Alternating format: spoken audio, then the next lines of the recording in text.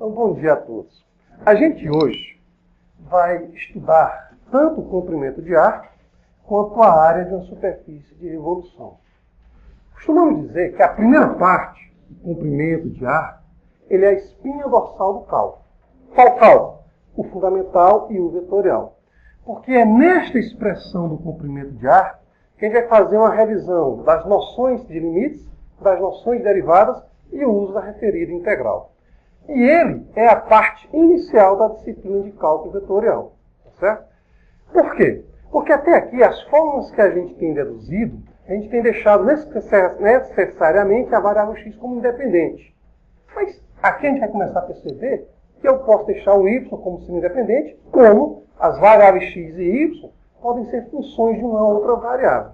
Tá certo? Por isso que a gente diz que essa partezinha aqui já é o foco da disciplina de cálculo vetorial.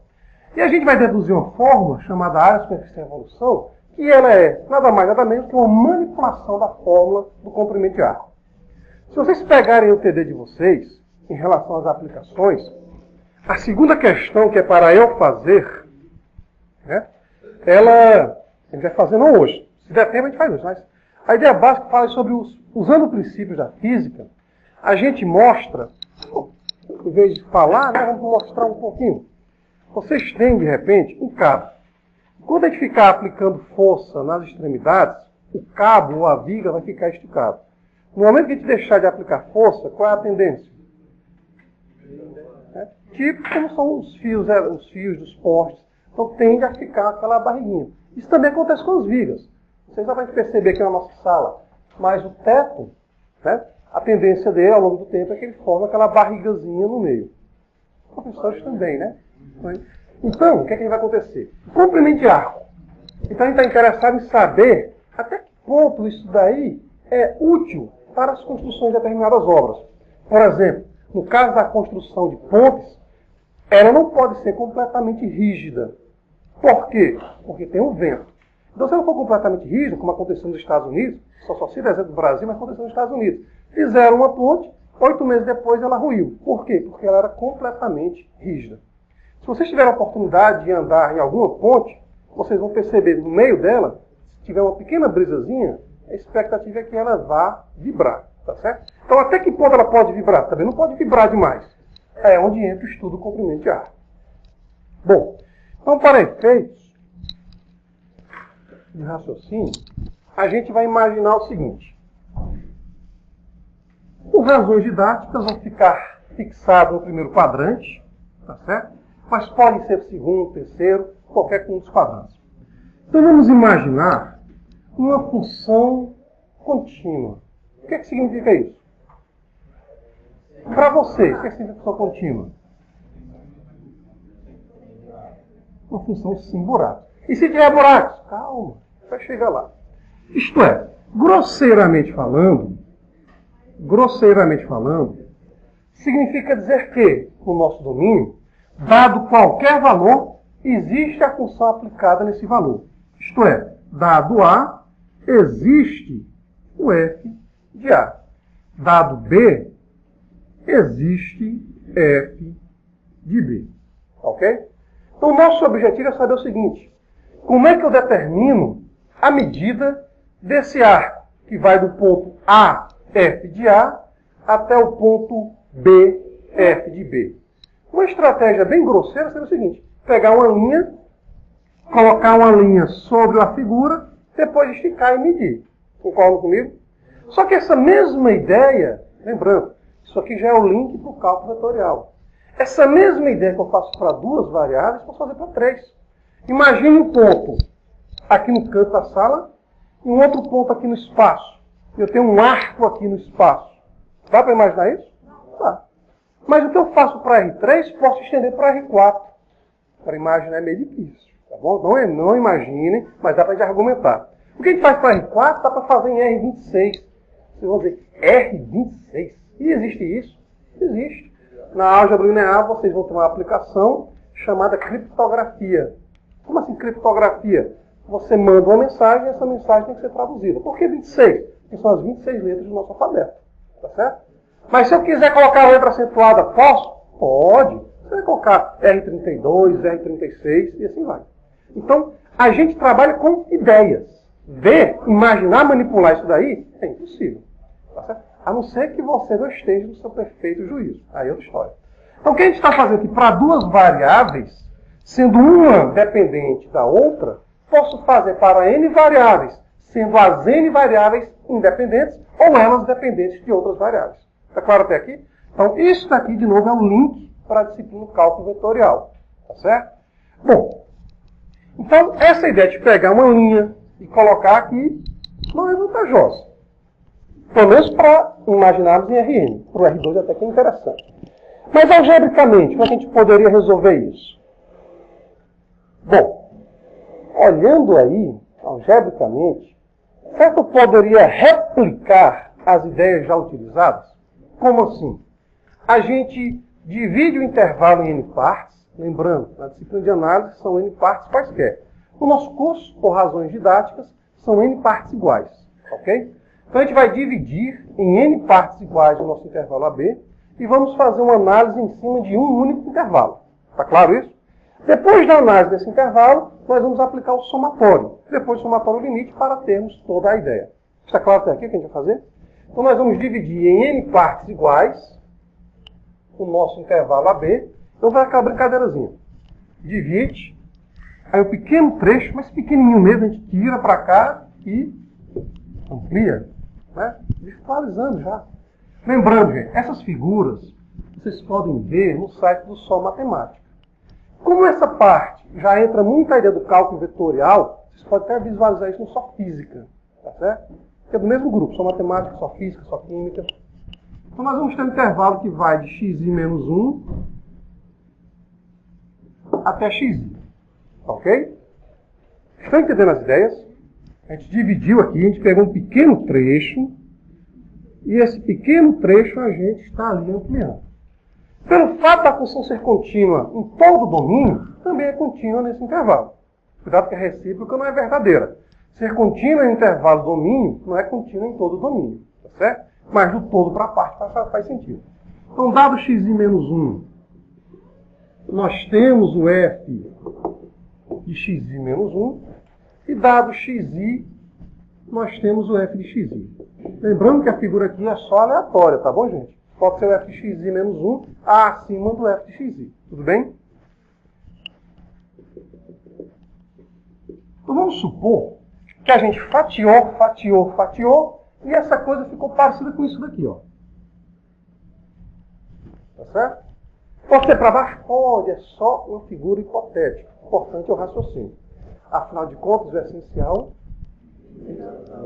Vocês podem saber matemática, como vocês citaram que eu não precisam saber, né? Bom, conforme o rapaz, vamos lá. O cálculo, ele está baseado na geometria euclidiana. Sim, e daí? Ora, e daí? Eu tenho dois pontos. De acordo com a geometria euclidiana, a menor distância de dois pontos é o quê? Uma reta. Com a geometria euclidiana, tá certo? Você pergunta, de acordo com a matemática, a menor distância de dois pontos é uma reta? Não. Mas com a geometria euclidiana, sim. Então, se fosse possível esticarmos esses dois pontos, a gente poderia fazer uso de algo que é muito utilizado lá na geometria euclidiana. Que algo é esse? Ora, ao confeccionarmos esse segmento, vamos denotá-lo por C em si, e traçando uma reta paralela ao eixo do x, passando por f de xi menos 1, vocês concordam comigo que a gente estará gerando um triângulo retângulo? Embora seja grosseira, mas a medida de C em si é aproximadamente a medida desse nosso arco. Concordam comigo? Embora seja muito grosseira. O que a gente pode fazer para melhorar? Fatiar, isto é, fazer o n ser extremamente grande. Está claro isso? Quanto maior for o n, menor o intervalo. Quanto menor o intervalo, mais próximo de um segmento reto estará essa nossa parte curva. Está claro isso? Mas vamos fazer isso daqui. Então a gente sabe que CI é aproximadamente o arco que a gente quer. Embora estamos vendo que é uma aproximação grosseira. Todavia, ao confeccionarmos esse triângulo, a gente gera duas medidas. Que duas medidas são essas? Quem é o cateto que se encontra na horizontal? Δx, que é xi menos xi menos 1. Lembrando que, por construção para a gente, são iguais. Mas a gente não garante que essa medida vai ser a mesma para todos os intervalos. Chamando ΔI de f de xi menos f de xi menos 1, eu tenho que fazer a denotação do índice I, porque eu não garanto que para todos os intervalos vai ser a mesma medida. Está claro isso? Por construção, por razões didáticas, o Δx é o mesmo. Mas lembrando, é só por razões didáticas, caso a gente precise fazer uso da fórmula por extenso. Embora a gente vá usar a própria integral pelo teorema fundamental do cálculo. Mas, é obrigado a ser sempre o mesmo tamanho de intervalo no x? Não, não é obrigado. Até aqui alguma pergunta? Bom, peraí. O CI é o que nós queremos. Embora seja grosseiro, mas é uma aproximação que a gente tem para o arco. Não é isso? CI, ΔIY e o ΔIX, ou simplesmente Δx, já que todos são iguais, estão relacionados com um triângulo retângulo. Mais precisamente, são as medidas de um triângulo retângulo. Estamos usando ainda a geometria euclidiana. Se temos um triângulo retângulo e conhecemos os seus três lados, o que a gente pode usar? Teorema de Pitágoras. É a geometria euclidiana. Então, por Pitágoras, pelo Pitágoras, ou formalmente falando, pelos pitagóricos, certo? Porque o Pitágoras tinha uma grande escola e as invenções elas eram comuns. Então, pelo teorema de Pitágoras, nós temos o seguinte: CI ao quadrado, que é a nossa hipotenusa, vai ser ΔY ao quadrado mais Δx ao quadrado. Lembrando que não tem problema você colocar ΔX, tá certo? A diferença básica da demonstração que a gente vai fazer na nossa disciplina para a disciplina de análise é que lá na análise a gente coloca o ΔX, porque são intervalos diferentes. Bom, o que vocês notam também interessante? As outras expressões que a gente demonstrava, sempre do lado direito da igualdade da gente, ficava exclusivamente a nossa variável independente. O que é que vocês estão notando agora? Eu tenho duas variáveis dependentes.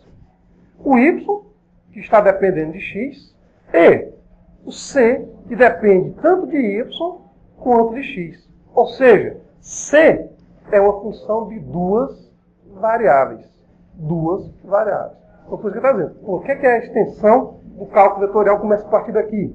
Porque eu já estou começando a inserir a noção de função de duas variáveis. Está claro? Oh, mas espera aí. Até agora, só sabemos trabalhar com uma única variável. Opa, então beleza. Se eu soubesse trabalhar com duas ou mais variáveis, poderia deduzir uma expressão a partir daqui. Mas como ainda estamos nos preparando para ela, vamos trabalhar exclusivamente em função de uma variável. Está claro isso? Assim sendo, vamos deixar C como função da variável independente x. Mas de que maneira? Vamos lá. ΔY, ΔX, ΔY, ΔX. Diga uma coisa. Como é a definição de derivada? Em um ponto. É o limite, quando x tende para A, né? F de x menos f de A sobre x menos A. Se eu chamar ΔX de x menos A, e se eu chamar ΔY de f de x menos f de A, como é que ficaria escrito do limite?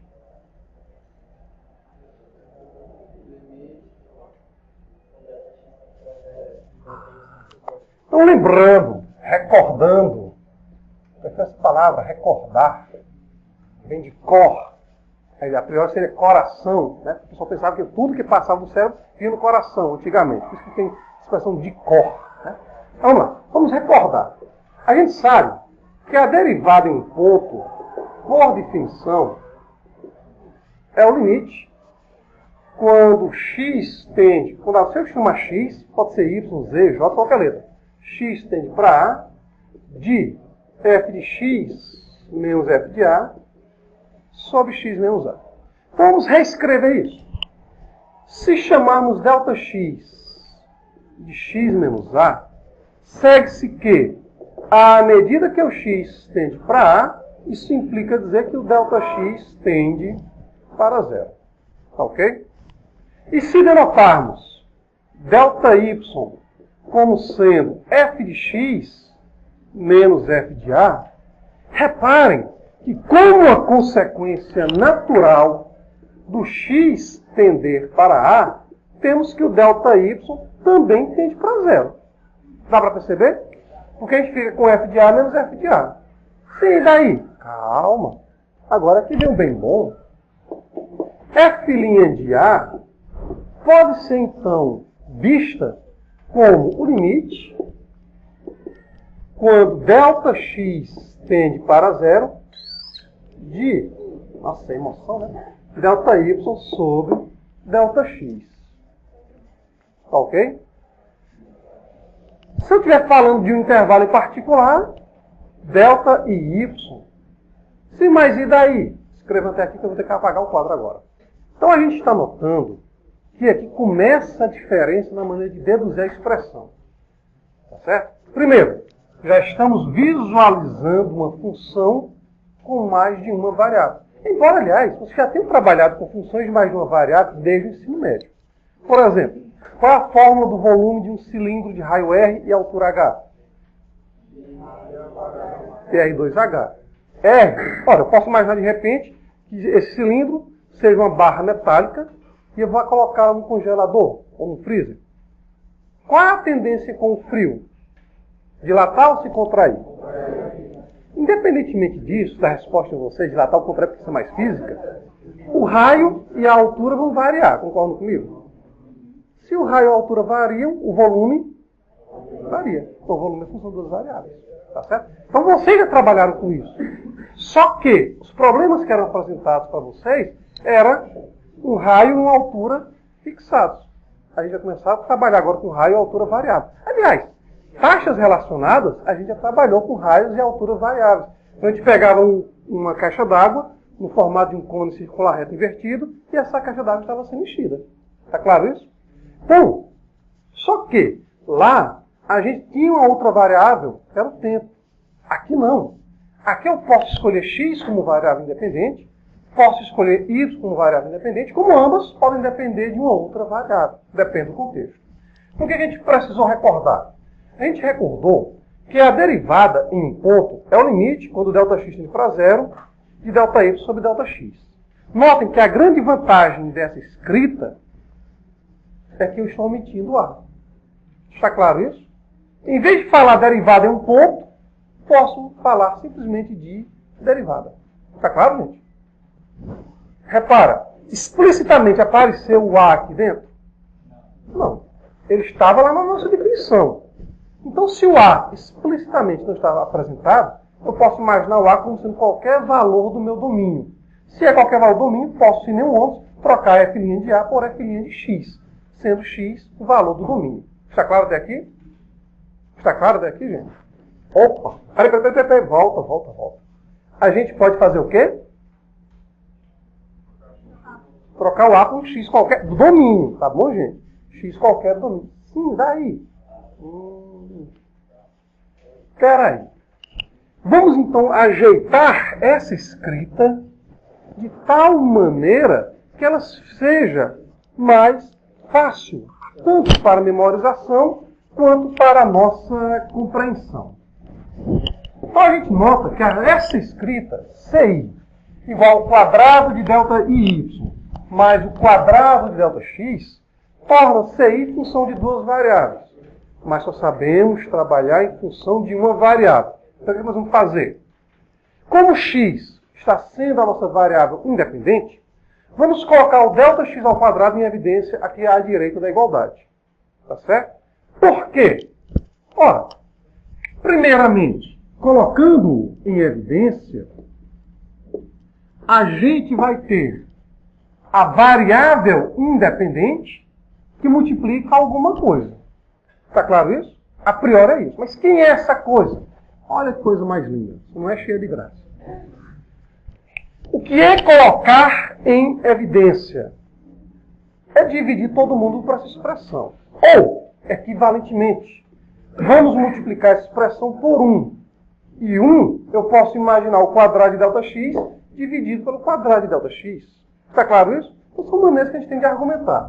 Então, se eu colocar em evidência, todo mundo aqui vai ficar dividido por ΔX ao quadrado. Então, ΔI ao quadrado fica dividido por ΔX ao quadrado. Lembrando, por razões didáticas, que ΔX é o mesmo. Mas sem nenhum ônus, podemos ter colocado aqui ΔIX. Está claro, gente? Sem nenhum ônus, podemos colocar ΔIX. Mas, ΔX ao quadrado dividido por ΔX ao quadrado dá o quê? 1. Bom, talvez não esteja tão explícito a nossa escrita. Não esteja tão explícita a nossa escrita. Mas a gente pode ajeitar um pouco mais. Primeiro, para facilitar um pouco a nossa vida. O comprimento de arco, lembrando só aproximadamente, viu, gente? Não é exatamente igual pela nossa construção. Vou tirar a raiz quadrada. Por se tratarmos da geometria euclidiana, faz sentido uma medida negativa? Não. Então a raiz quadrada que nos interessa vai ser a raiz positiva. Está claro até aqui? A raiz de um produto de coisas positivas é o produto das raízes. Então raiz de ΔX ao quadrado fica ΔX vezes a raiz quadrada dessa escrita. Bom, essa escrita eu posso refazer da seguinte maneira. Tem uma propriedade das potências que me diz que A ao quadrado dividido por B ao quadrado é o quadrado de A sobre B. Ou, mais precisamente, A elevado a C dividido por B elevado a C é A sobre B elevado a C. Então, em particular, eu posso reescrever esse rapazinho como sendo ΔY sobre ΔX ao quadrado. Está claro até aqui? Alguma dúvida nesse produto, como a gente chegou? Não? Pois bem, olha só então que interessante. Quem vai ser então, vamos agora dar um salto. Quem seria então o C, o nosso comprimento de arco? Ora, eu vou fazer o somatório de cada um desses Cis. Tá certo? Porque a gente pegou um intervalo qualquer. Então vai ser o somatório de I variando de 1 até N de cada um dos Cis. Mas quem são os Cis? Raiz quadrada de 1 mais ΔY sobre ΔX ao quadrado vezes ΔX. Está claro isso? Só que isso é uma aproximação, gente. É uma aproximação. Para termos uma aproximação cada vez mais refinada, o que é que a gente faz? Faz o n ser extremamente grande. Fazemos o limite quando n tende para o infinito. Opa, mas espera aí que essa não é a escrita usual da gente. Qual é a nossa escrita usual? Já que a gente fala do teorema fundamental do cálculo. O limite, então, conclusão. O limite do somatório é quem? Integral de A até B. Tá certo? O limite do somatório. Quando n tende para o infinito, ΔX, doravante dado por B menos A sobre N, tende para quanto? O ΔX a priori tende para zero. Opa! O ΔX tende para zero.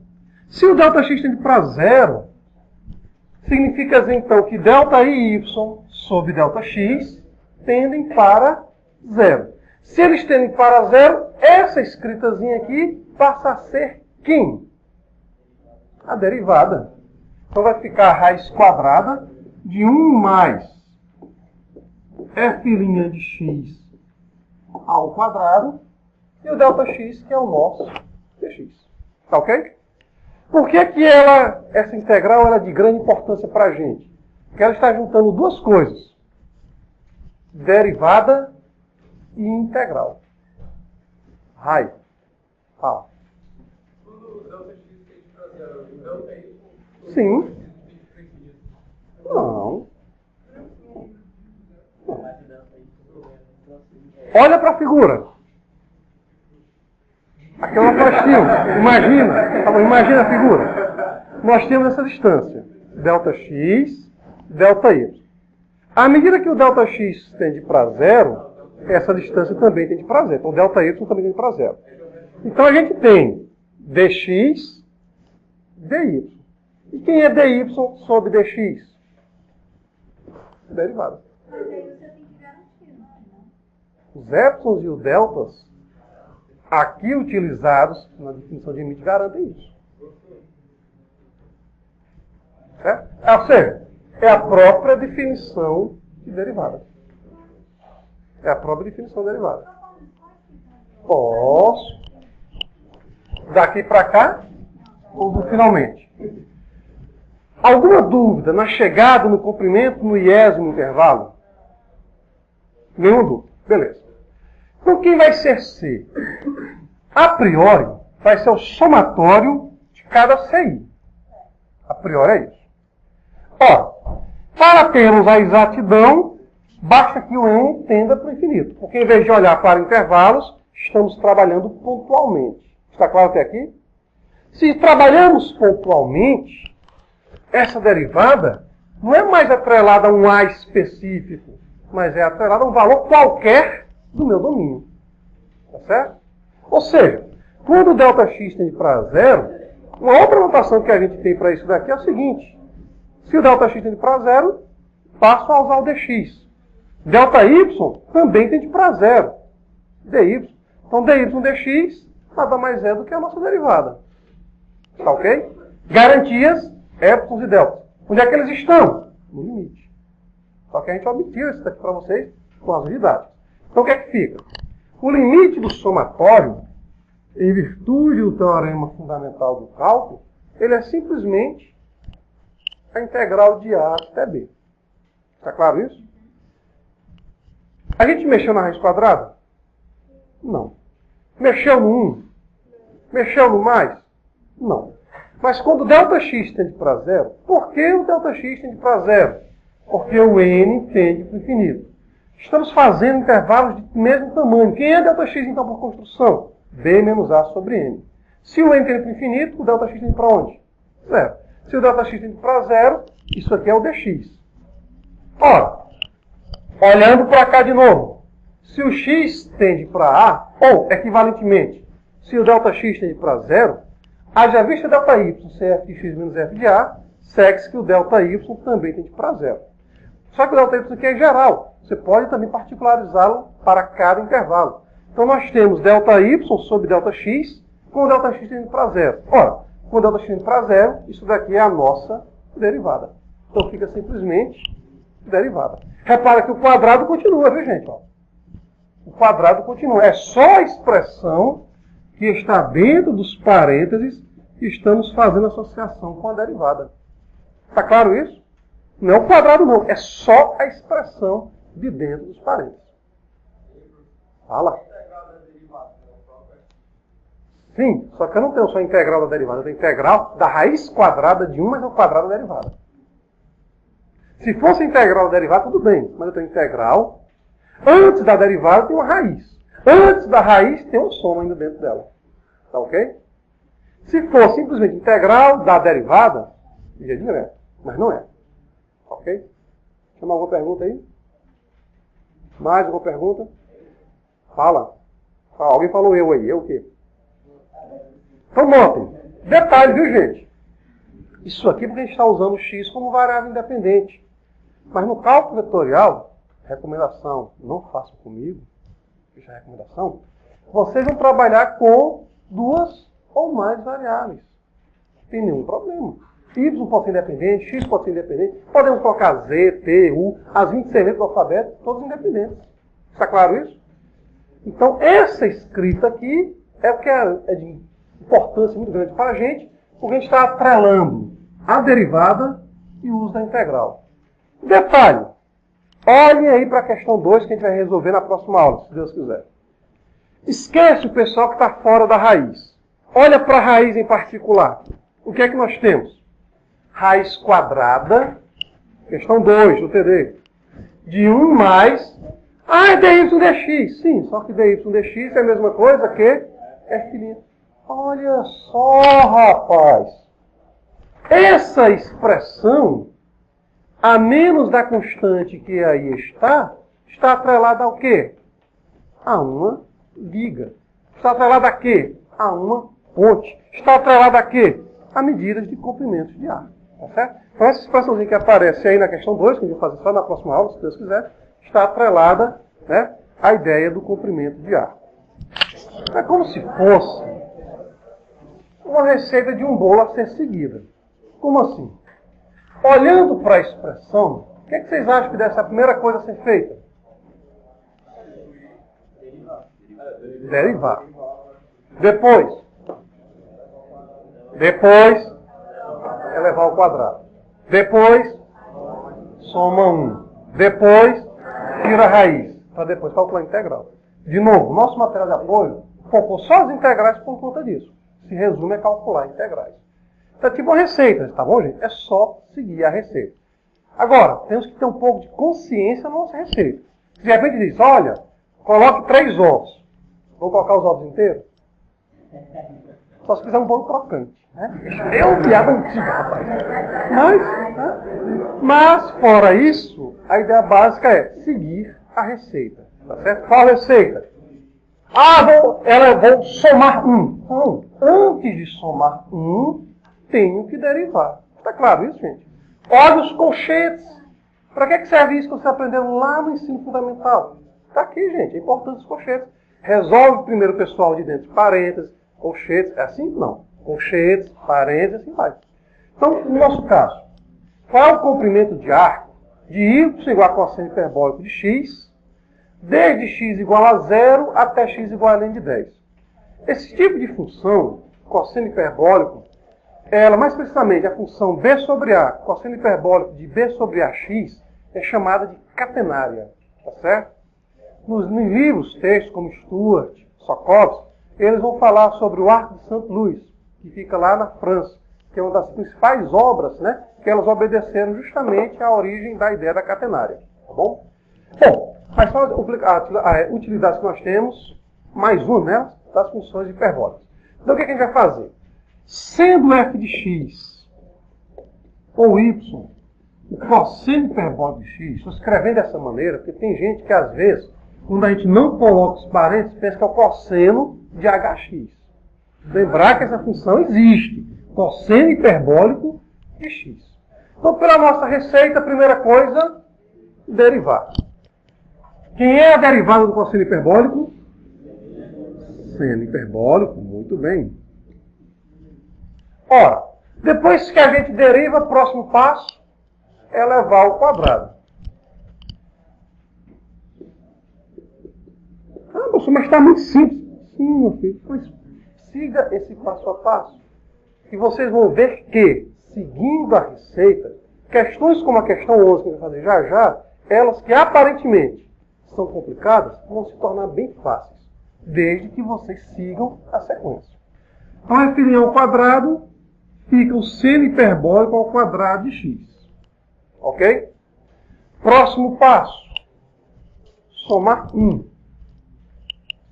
1 mais o quadrado da nossa derivada será igual a 1 mais seno hiperbólico ao quadrado. E, ó, que interessante. Qual é a relação fundamental das trigonométricas? Seno ao quadrado mais cosseno ao quadrado igual a 1. Para as hiperbólicas não é mais, é 1 menos. E qual é a relação? Cosseno hiperbólico ao quadrado menos seno hiperbólico ao quadrado igual a 1. Conclusão. Quem é 1 mais seno hiperbólico ao quadrado? Cosseno hiperbólico ao quadrado. Tem gente que às vezes se complica quando chega aqui e se esquece que, poxa vida, se a gente fez toda uma escrita usando seno e cosseno hiperbólico, é porque existem relações com as hiperbólicas parecidas com as relações trigonométricas. Então tem gente que às vezes se complica quando chega aqui, troca o seno hiperbólico por elevado a x menos elevado a menos x sobre 2. Aí desenvolve, aí meu filho, vocês vão cair numa coisa chamada técnica de integração. Isso aí vocês ainda não viram, tá certo? Então, qual é a ideia? Pensem no simples. Nós já deduzimos isso? Já. Então usem. Por conseguinte, raiz quadrada de 1 mais o quadrado de f' de x vai ser a raiz quadrada do cosseno hiperbólico ao quadrado. E como a gente já sabe, o cosseno hiperbólico é sempre maior do que 0. Conclusão, fica a raiz do cosseno hiperbólico ao quadrado, que é simplesmente cosseno hiperbólico de x. Nossa! Coincidência, viu, gente? Mera coincidência. Por fim, a gente deixou aqui a forma de propósito só para seguir. Vai ser a integral de onde até onde? De 0 até ln de 10. De 0 até ln de 10. De essa expressão. Mas que é essa expressão? Cosseno hiperbólico de x. Sabemos, pelo teorema fundamental do cálculo, que basta exibir uma função g e aplicá-la tanto no limitante superior quanto no limitante inferior. Para a nossa próxima prova, como a gente não vai permitir o uso de calculadoras, vocês podem parar aqui, indicando, é claro, quem é a função g. Quem é a função g? É simplesmente a integral indefinida. Tá certo? Então, lembrando, nossa próxima prova não vai usar calculadora. Logo, o que vai interessar para a gente é chegar nisso. Tá certo? Ah, já de fulano. Deixa lá. Não quero saber isso. A gente não quer valor numérico, a gente quer ideias. Tá certo? Nossa, está difícil. Quem é a integral do cosseno hiperbólico?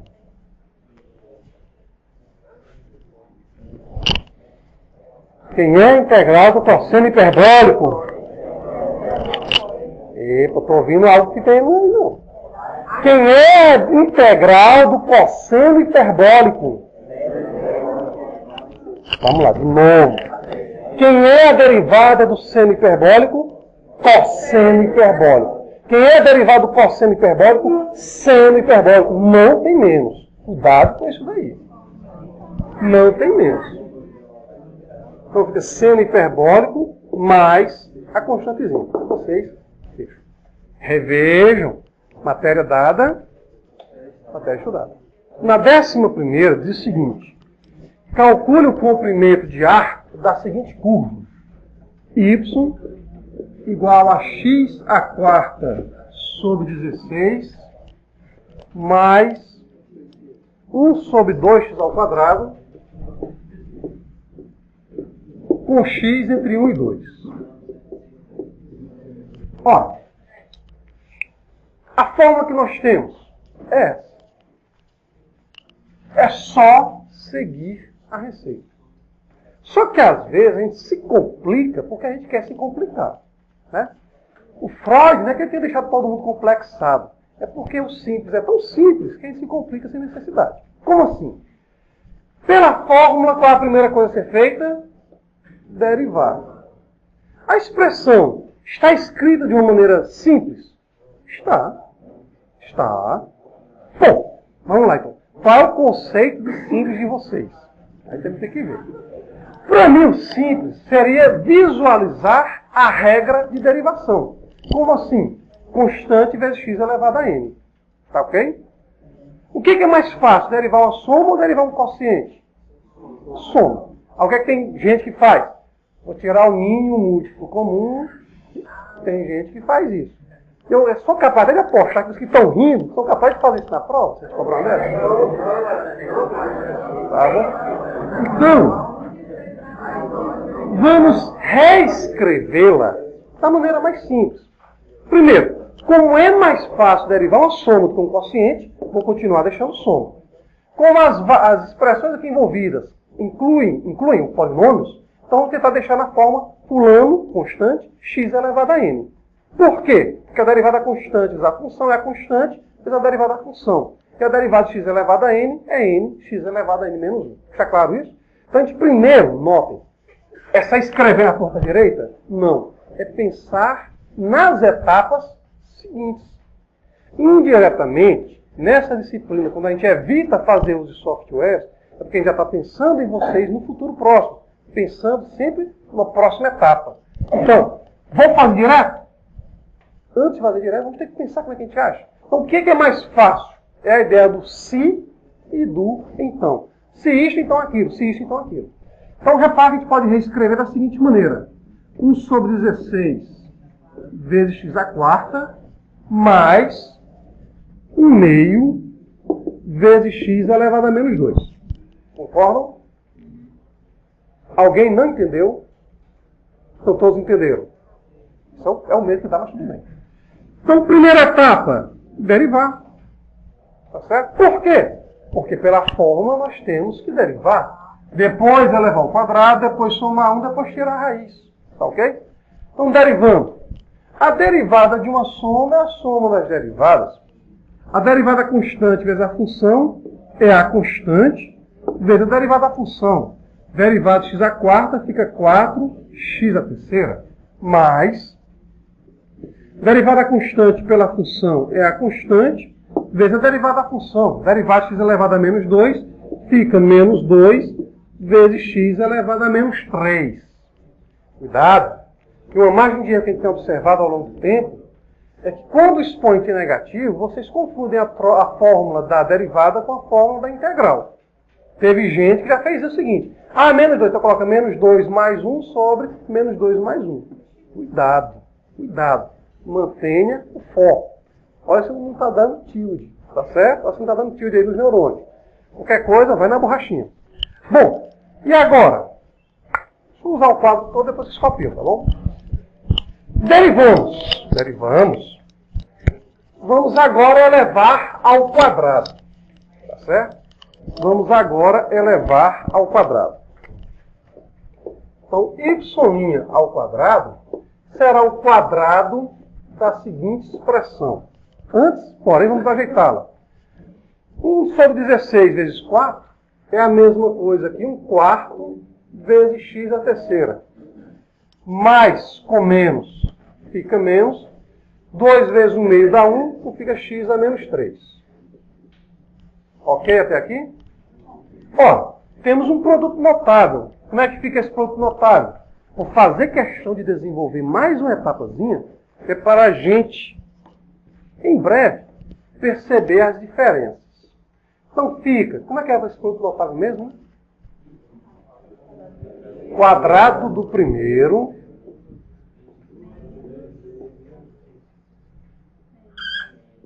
duas vezes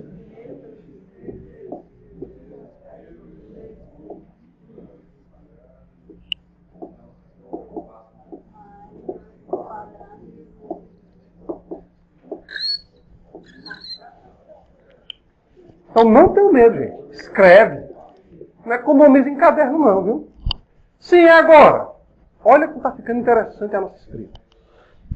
Não se assustem com o tamanho, por enquanto. Por enquanto, tamanho grande para gente é bom. Tá certo? Por quê? Porque a gente ainda vai somar 1. Tá certo? Mas em breve, se preocupe, em breve a gente vai pegar aquelas questões que o enunciado é uma linha e a resposta é uma página. Só isso. Então calma, relaxa, em breve a gente vai chegar lá. Então a gente fica quadrado do primeiro. Está claro até aqui?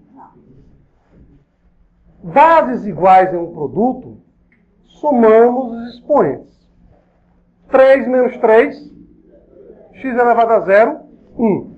Menos 2 sobre 4 fica menos 1/2. Mais x a menos 6. Está claro até aí? De novo, continua mantendo essa escrita. Tem gente, que não sei o que acontece, que chega aqui, x a menos 6 é 1 sobre x a sexta, e taca a soma de fração. Gente, calma. Se está escrito da maneira simples, continua segurando o simples. Próxima etapa, 1 mais o quadrado da derivada, não é isso? Então vamos ficar com 1 mais. Na expressão do quadrado da derivada, nós temos 1 sobre 16 vezes x a menos 6. Menos 1/2. Sexto, perdão. Mais x a menos 6. É isso? Me diga uma coisa. 1 mais x continua 1 mais x. Concorda comigo? Então o que a gente pode juntar ou somar? 1 menos meio. E quanto é 1 menos meio? Meio. Só que em vez de colocar na ponta, eu vou colocar esse meio no meio. Então fica 1 sobre 16 árvores x a sexta, mais 1/2, mais x a menos... Rapaz, Concordam que essa expressão, a menos desse sinal, é essa daqui? Concordam ou não concordam? Ah, sim, beleza. Mas que é essa? Ora, quadrado de uma diferença. Por conseguinte, quem é essa? A soma de um quadrado. Ou seja, fica 1/4 de x à terceira mais x a menos 3. E aí dá para vocês fazerem o fechamento. E dá? Dá. Próxima etapa. Raiz quadrada disso. Quem é a raiz quadrada dessa expressão? Ela própria. Integral da soma, soma das integrais. Integral x à terceira ou x elevado a n, vocês conhecem. Então, façam o fechamento. Normalmente, no cálculo fundamental, a gente não costuma cobrar muito essa parte da área de superfície e evolução. É tanto que livros textos, como Stuart, ele coloca lá no final como uma aplicação. Só que a gente tem que olhar o cálculo fundamental focando o cálculo vetorial. Tá certo? Então, essa parte eu vou fazer uso do comprimento de arco. Ora, sendo o comprimento de arco, como a gente fala há pouco tempo, a espinha dorsal, isso aqui é uma consequência do que a gente vai fazer com a espinha dorsal. Tá ok? Como assim? Opa, área, superfície de revolução. Revolução aqui no mesmo sentido da palavra utilizada para volumes de sólidos de revolução. Vamos escolher um eixo e a partir da escolha desse eixo, nós vamos fazer a rotação. Então, eu posso escolher ou em relação ao eixo do x, ou em relação ao eixo dos y. Está claro isso? Por razões didáticas, eu vou fazer a dedução em torno do eixo do x. Então, imaginem, de novo, mesmo blá blá blá, uma função contínua no intervalo que vai de A até B. Tá certo? Imagina uma função contínua no intervalo de A até B. E se não for? Calma. Vocês vão ter tempo para se desesperar disso, ou para pensar nisso depois. Desespero. Quem falou nisso, hein? Então a gente tem a função contínua. Então nós queremos rotacionar isso em torno do eixo x. Quando a gente fala área de superfície de evolução, estamos fazendo uma especificação em relação à área lateral. Porque essa parte, por assim dizer, superior, e a parte inferior, a gente já sabe calcular. Serão o quê? Serão circunferências de raio f de A e f de B, respectivamente. Está claro isso? Então, o nosso foco é observar a área lateral. Está claro, gente? Se a gente quiser a área total, depois pegamos a área lateral e somamos com essas duas áreas de circunferência. Está claro até aqui? Bom, como essa figura aqui é meio complicada para a gente fazer o desenho, a gente já vai replicar as ideias. Quais ideias? Vamos dividir em N partes. O nosso curso, por razões didáticas, N partes iguais. Curso de análise, partes quaisquer. Vamos pegar um pequeno intervalo. E nesse pequeno intervalo, né, com a brincadeirazinha no tato, vamos ampliar bem aqui. De novo, está brincando, mas não só matemática, não só física tem essas figuras. Tá certo? Vejam lá. Vamos supor que no iésimo intervalo a região seja mais ou menos parecida com isso daqui, ó.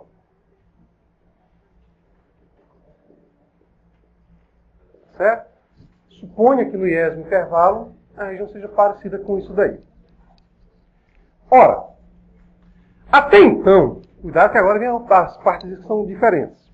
Até então, ou a gente escolhia xi ou escolhia x menos 1 e, por conseguinte, pegávamos o f de xi ou f de x menos 1.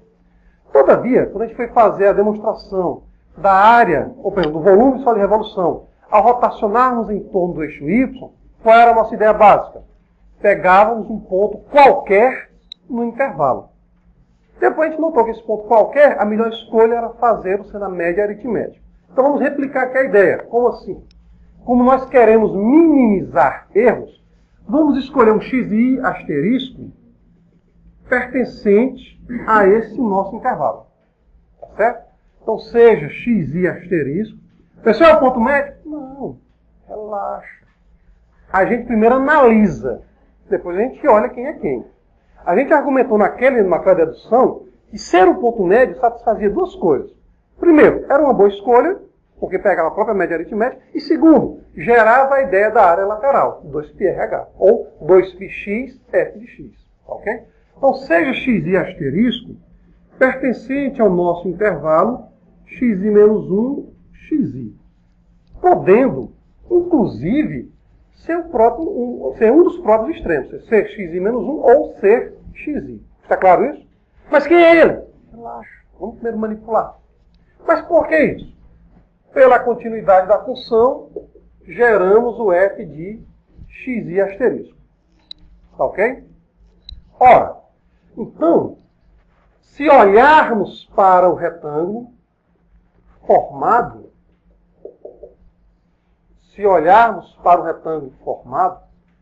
como vamos rotacioná-lo em torno do eixo x, atenção às argumentações, tá certo? Se, olha, rotacionar, a gente não está fazendo muita escolha não, mas a ideia básica seria essa. Iríamos gerar esse tipo de cilindro. Concordam comigo? Ora, quem é que faz o papel do raio deste nosso cilindro? O raio faz correspondência com f de xi asterisco. Quem é que faz correspondência com a nossa altura? Δx. Porque está deitado. Tá bom? Bom, então quem é a área? Só que a gente está interessado na chamada área lateral. A área lateral é 2πRH. Recordam disso, gente? A área lateral é 2πRH.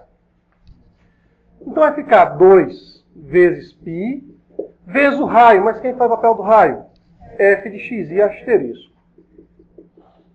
Vezes a nossa altura, que é Δx. Mas aí tem um porém. Qual é o nosso porém? Eu tenho já ferramentas para melhorar essa nossa escrita, essa nossa aproximação. Como assim? Se eu pego o Δx, ou melhor falando, se eu faço essa construção, eu deixo de incluir coisas e excluo coisas. Ou seja, eu não trabalho com a melhor das aproximações. Concordam comigo? Então, se eu de repente olhasse para a figura como um todo, é mais ou menos isso daqui, como se fosse um sino, né, como a gente fez nas aulas passadas.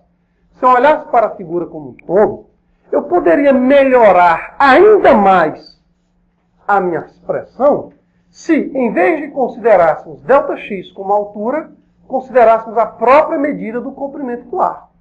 Concordam comigo? Quem já melhorou? O comprimento do arco não é uma melhor otimização? Não otimiza mais? Então, em vez de ser a altura o próprio Δx, a gente passa para refinar. Então, para refinar mais, em vez de olharmos para o Δx fazendo correspondência com a altura, a gente vai olhar a altura como sendo o comprimento do arco no iésimo intervalo. Está claro isso?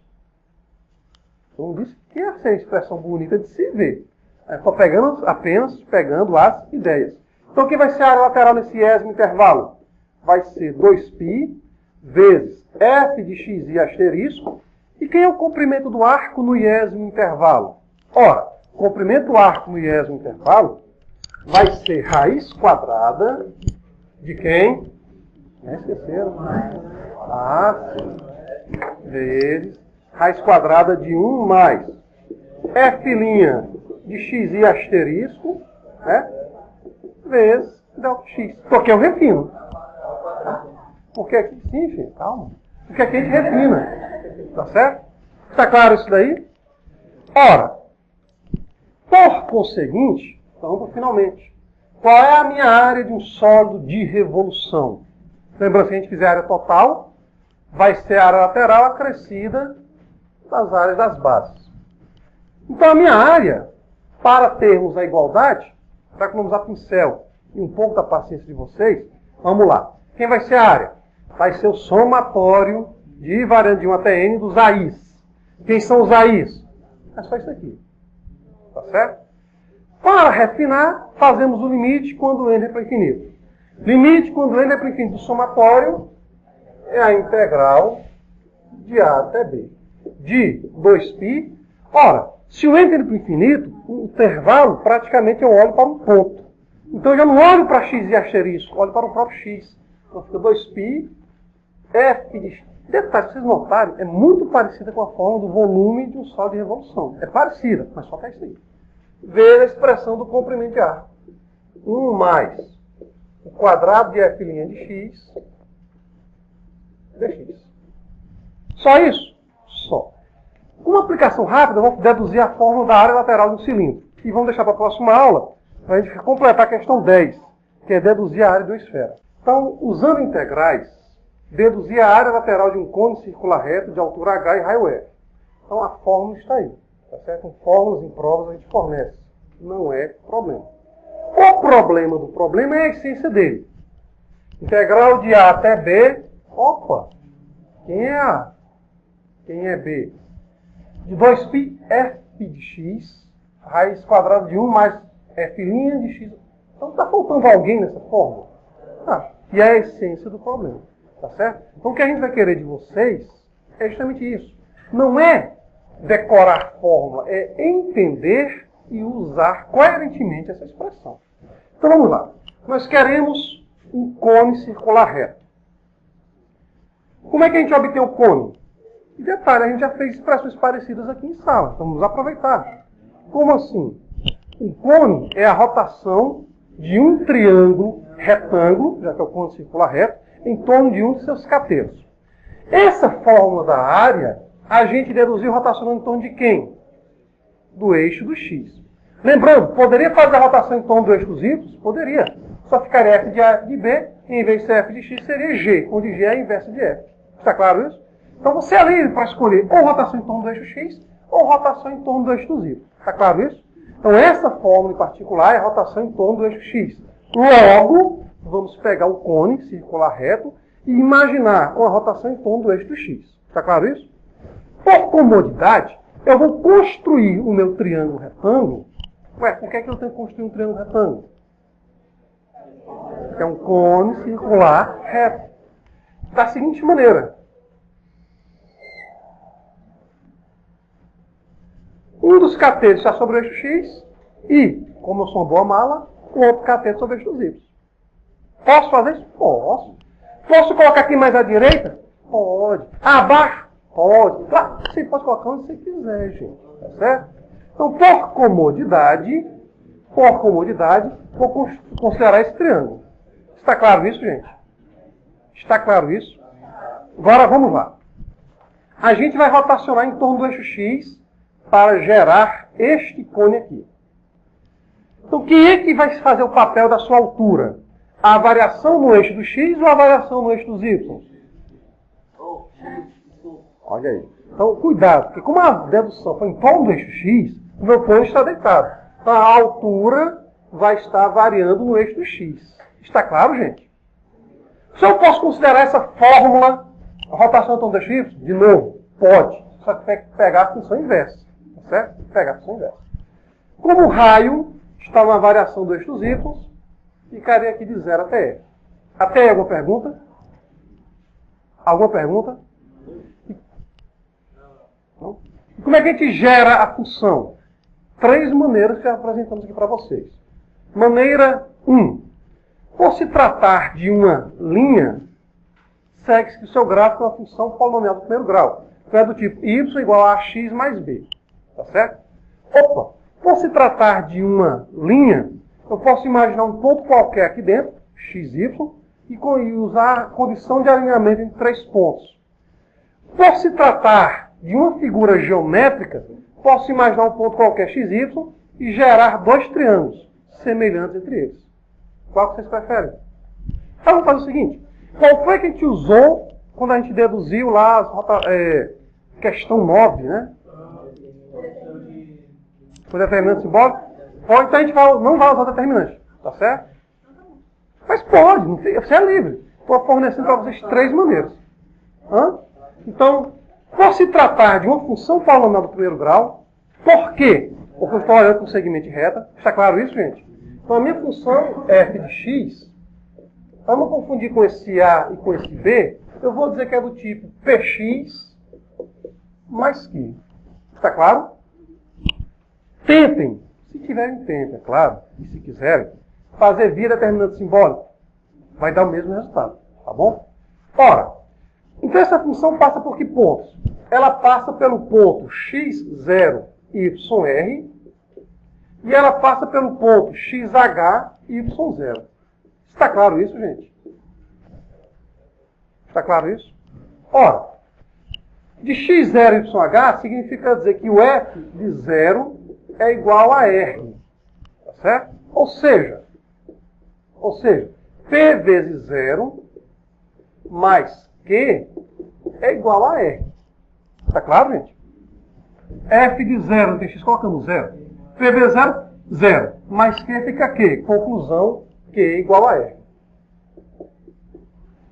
Vai passar agora pelo ponto H0. Isto é, o f de h será igual a 0. Então, onde tem x, colocamos h. Então, nós vamos ficar com p vezes h mais q. Isso aqui tem que ser igual a 0. Mas já descobrimos que o q vale quem? R. Conclusão, P vezes H mais R igual a 0, implica dizer que P será menos R sobre H. Está claro, gente? Então escrevam até aqui, gerando a nossa função f de x igual a P, mas quem é P? Menos R sobre HX mais Q, que vale R.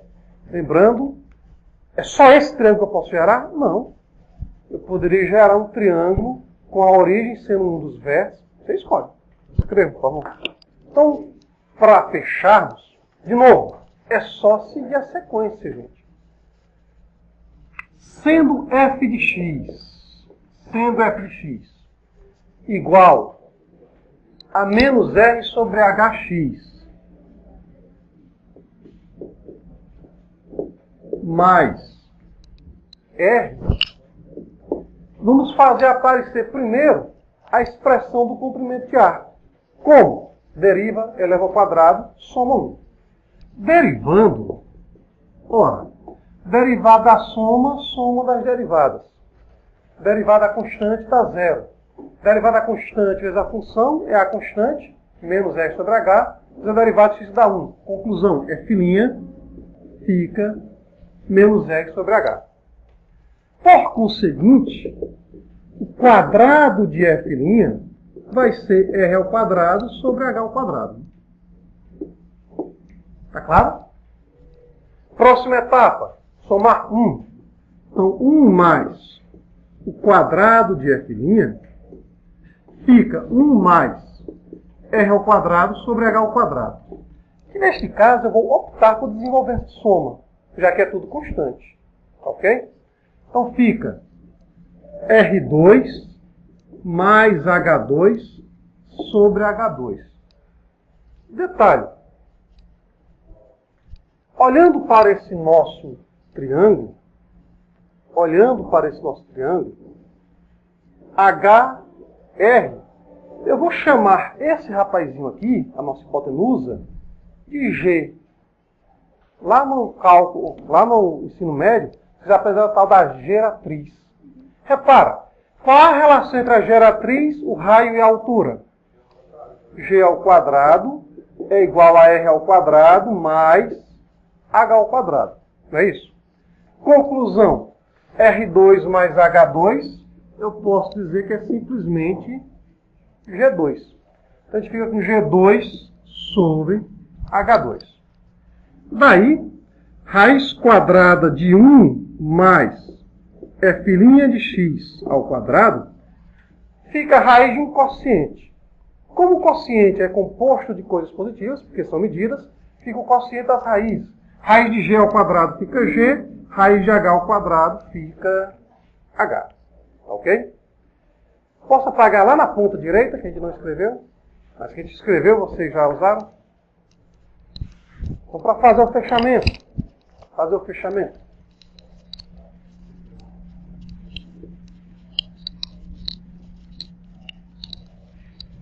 Então, quem é que vai ficar a nossa integral? A área. Ora, é a integral de A até B. Pela nossa construção, quem faz o papel de A e de B, respectivamente? 0 e H. Então vai ser a integral de 0 até H, de 2π vezes a nossa função f. Mas quem é a função f? R menos R sobre H, x. Tá ok? Nossa função. Vezes a raiz quadrada. Mas quem é essa nossa raiz quadrada? Ora, G sobre H. Tudo isso dx. Aquilo que é constante, eu vou jogar logo para fora. Tá ok? Quem aqui é constante? 2π G sobre H.